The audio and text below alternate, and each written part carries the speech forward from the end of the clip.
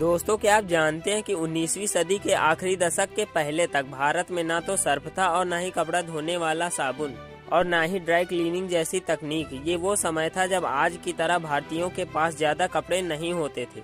उनके पास गिने चुने कपड़े ही होते थे। उन्हीं को साफ करके वो अपना काम चलाते थे। हाँ, राजा रजवाड़ों की बात अलग है, उनके पास एक से बढ़कर एक महंगे कपड़े होते थे। लेकिन तब भारत में कपड़े आखिर साफ कैसे किए जाते थे, किस तरीके से कपड़े धुलते थे कि साफ होकर चमकते थे, और अगर ऑर्गेनिक तरीके से साफ होते थे तो शरीर की त्वचा पर बुरा प्रभाव क्यों नहीं डालते थे। दोस्तों, ये सब जानने के लिए बने रहिए इस वीडियो के अंत तक। और हाँ, अगर आप हमारे चैनल में नए हैं तो वीडियो को लाइक कर चैनल को सब्सक्राइब जरूर कर लें। तो चलिए शुरू करते हैं ये इंटरेस्टिंग वीडियो। दोस्तों, भारत में साबुन की शुरुआत 130 साल पहले ब्रिटिश शासन में हुई थी। लीवर ब्रदर्स इंग्लैंड ने भारत में पहली बार आधुनिक साबुन को बाजार में लाने का काम किया।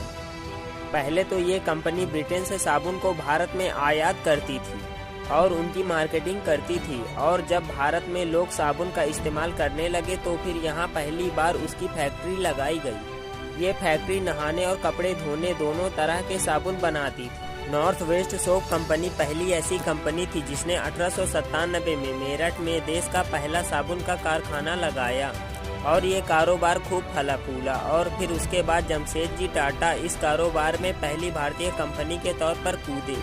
लेकिन दोस्तों, सवाल अब भी यही है कि जब भारत में साबुन का इस्तेमाल नहीं होता था तथा साबुन बनाने की कला किसी को मालूम नहीं थी, तो कैसे कपड़ों को धोया और चमकाया जाता था। वैसे दोस्तों, आपको तो पता ही है, भारत हमेशा से ही वनस्पति और खनिजों से परिपूर्ण रहा है। पहले के समय में भी इन्हीं का इस्तेमाल किया जाता था। इन्हीं में से एक पेड़ था रीठा का। कहा जाता है कि तब कपड़ों को साफ करने के लिए रीठा का खूब इस्तेमाल किया जाता था। राजा महाराजाओं के महल में रीठा के पेड़ अथवा बागीचे लगाए जाते थे। ये वस्त्रों को साफ तथा कीटाणु मुक्त रखते थे तथा इसका इस्तेमाल महिलाएं तथा पुरुष अपने बालों को साफ करने में भी करते थे।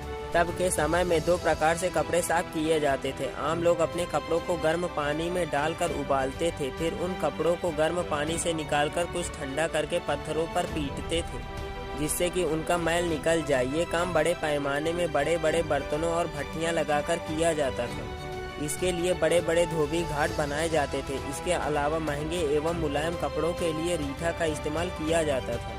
इसे पानी में डालकर गर्म किया जाता था। ऐसा करने से पानी में झाग उत्पन्न हो जाता था। इसे कपड़े में डालकर हाथ की सहायता से पत्थर या लकड़ी पर रगड़ने से कपड़े साफ तो हो ही जाते थे। इसके अलावा कीटाणु मुक्त और चमकदार भी हो जाते थे। इससे शरीर की त्वचा को भी कोई हानि नहीं पहुंचती थी।